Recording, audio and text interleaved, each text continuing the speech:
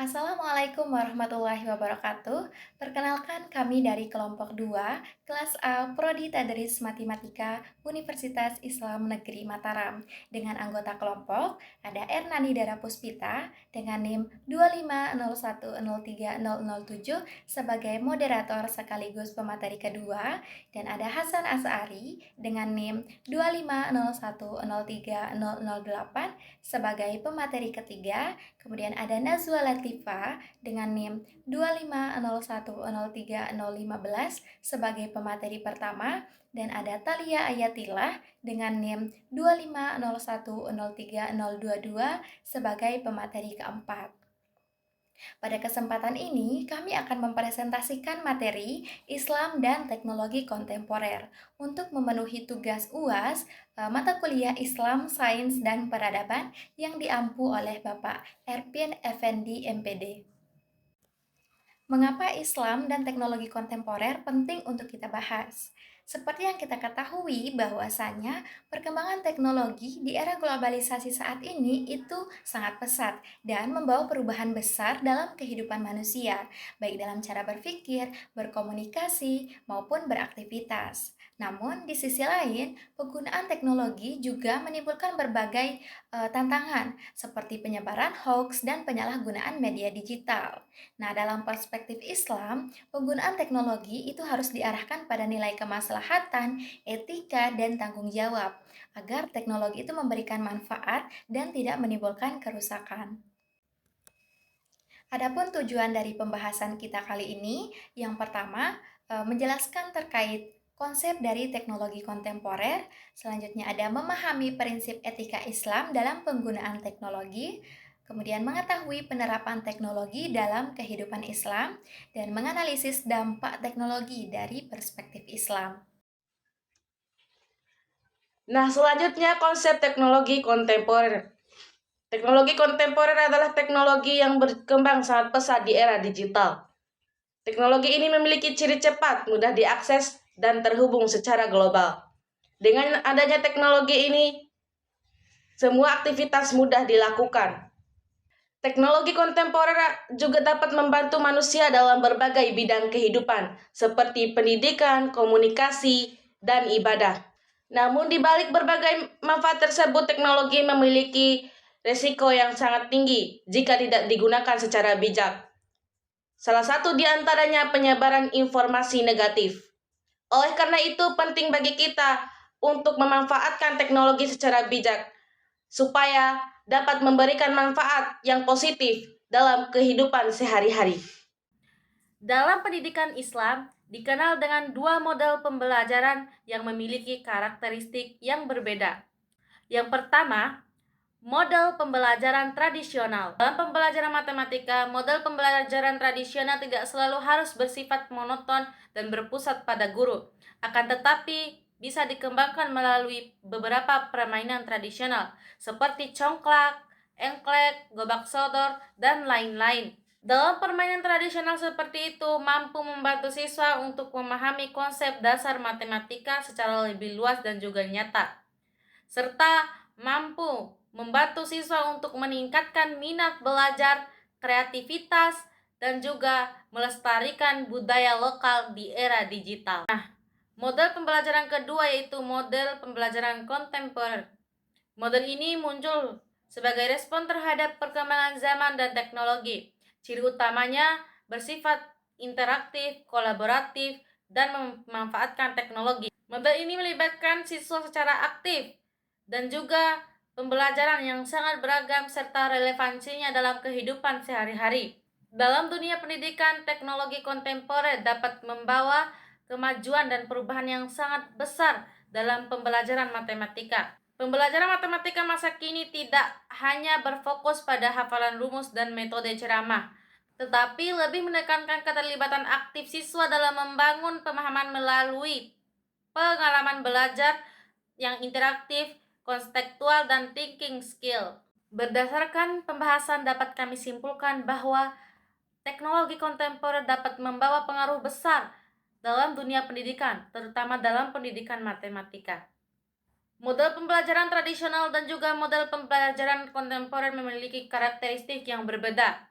Akan tetapi, mereka saling melengkapi untuk menciptakan proses yang lebih efektif dan sesuai dengan kebutuhan zaman. Lanjut, prinsip etika Islam dalam penggunaan teknologi. Jadi, Islam tidak melarang atau menolak perkembangan ilmu pengetahuan dan teknologi. Justru, Islam mendorong manusia untuk terus belajar, berpikir, dan memanfaatkan ilmu demi kemajuan kehidupan. Namun, dalam penggunaan teknologi juga harus tetap diarahkan pada kebaikan dan kemaslahatan, atau harus tetap berada dalam nilai-nilai Islam. Nah, berdasarkan prinsip dari maqasid syariah, yaitu menjaga kemaslahatan atau kebaikan manusia dan mencegah dari kemudaratan atau kerusakan. Karena itu, teknologi sebenarnya harus kita gunakan untuk hal-hal yang bermanfaat, seperti pendidikan, dakwah, komunikasi, dan membantu dalam aktivitas sehari-hari. Nah, selain itu, teknologi juga harus tetap disertai dengan etika, tanggung jawab, kejujuran, dan akhlak yang baik. Misalnya dengan kita tidak menyebarkan berita hoax, menggunakan media sosial untuk menghina orang lain, serta menyalahgunakan teknologi untuk hal-hal yang dapat merugikan. Jadi, teknologi sebenarnya bukan hanya soal kecanggihan, akan tetapi bagaimana manusia itu bisa menggunakannya dengan akhlak yang baik yang sesuai dengan ajaran Islam. Adapun perspektif atau pandangan dari beberapa tokoh Islam. Nah, di sini yang pertama ada Muhammad Quraisy Shihab.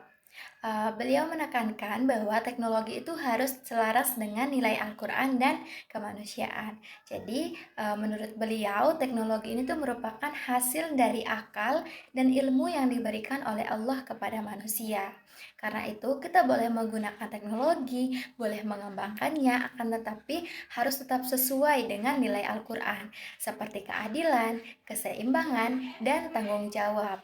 Kemudian beliau juga menekankan bahwa manusia itu harus tetap berpikir kritis dan tidak boleh menggunakan teknologi secara berlebihan sehingga melupakan nilai dari kemanusiaan dan spiritualitas. Tokoh yang kedua ada Nurcholish Madjid.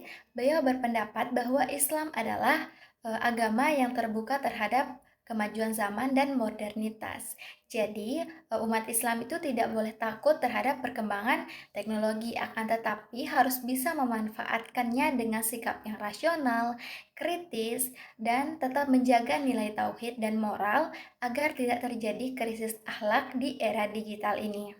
Kemudian tokoh yang ketiga yaitu ada Yusuf Al-Qaradawi. Nah, jadi beliau menjelaskan bahwa teknologi ini tuh hanyalah alat.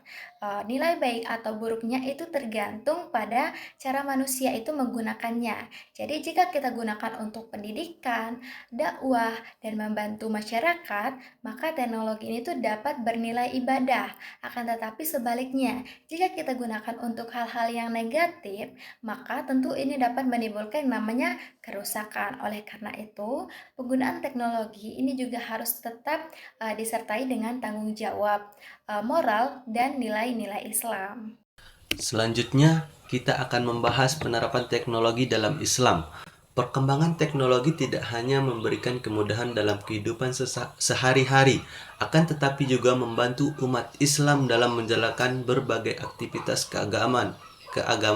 Salah satu melalui aplikasi Al-Quran digital yang memudahkan umat Islam untuk membaca dan mempelajari Al-Quran kapan saja dan di mana saja. Selain itu, terdapat aplikasi jadwal sholat dan menunjukkan arah kiblat yang membantu umat Islam melaksanakan ibadah dengan lebih tepat. Teknologi juga dimanfaatkan melalui media sosial sebagai sarana dakwah Islam, sehingga penyebaran ilmu agama dapat menjangkau lebih banyak masyarakat. Tidak hanya itu, pembelajaran Islam secara online juga semakin berkembang dan memudahkan siapa saja untuk belajar agama. Bahkan saat ini telah tersedia aplikasi berbasis AI untuk belajar membaca Al-Quran yang dapat membantu pengguna meningkatkan kemampuan membaca Al-Quran dengan lebih mudah dan praktis. Dampak positif dan negatif teknologi dalam perspektif Islam. Baik, yaitu dampak positif teknologi. Yang pertama yaitu teknologi memudahkan ibadah dan akses ilmu Islam. Saat ini umat Islam dapat menggunakan aplikasi Al-Quran digital, aplikasi jadwal sholat, dan penunjuk arah kiblat melalui smartphone atau HP.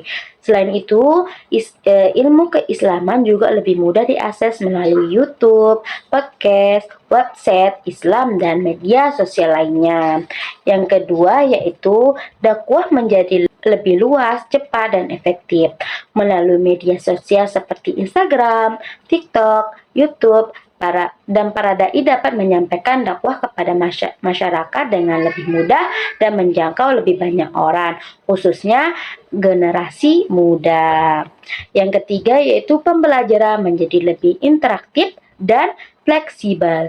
Dengan adanya teknologi digital, proses pembelajaran dapat dilakukan kapan saja dan di mana saja melalui kelas online, video pembelajaran maupun aplikasi belajar berbasis teknologi. Selanjutnya yaitu dampak negatif teknologi. Selain memiliki dampak positif, teknologi juga memiliki dampak negatif apabila tidak digunakan dengan bijak. Yang pertama yaitu penyebaran hoaks dan informasi tidak benar. Banyak informasi di media sosial yang belum tentu benar, sehingga dapat menimbulkan kesalahpahaman dan mempengaruhi masyarakat. Yang kedua yaitu penyalahgunaan media sosial. Teknologi sering digunakan untuk penyebaran konten negatif, ujaran kebencian, maupun hal-hal yang tidak sesuai dengan nilai-nilai keislaman. Yang ketiga itu berkurangnya interaksi sosial secara langsung. Maksudnya itu karena kan kita terlalu sering menggunakan gadget dan media sosial. Sebagian orang menjadi kurang berinteraksi dengan lingkungan sekitar dan lebih fokus pada dunia digital. Dapat kita simpulkan bahwa teknologi kontemporer merupakan bagian dari perkembangan zaman yang memberikan banyak kemudahan dalam kehidupan manusia, terutama dalam bidang pendidikan, komunikasi, dan ibadah. Kemudian, dalam perspektif Islam, teknologi bukanlah suatu hal yang ditolak, melainkan harus kita gunakan secara bijak dengan berlandaskan dengan nilai etika, tanggung jawab, dan kemaslahatan. Oleh karena itu, kita sebagai umat Islam harus bisa memanfaatkan teknologi untuk hal-hal yang positif agar bermanfaat bagi diri sendiri maupun masyarakat, serta terhindar dari dampak negatif seperti hoax, penyalahgunaan media sosial, dan menurunnya akhlak dalam bermedia digital. Sekian dari kami, terima kasih. Assalamualaikum warahmatullahi wabarakatuh.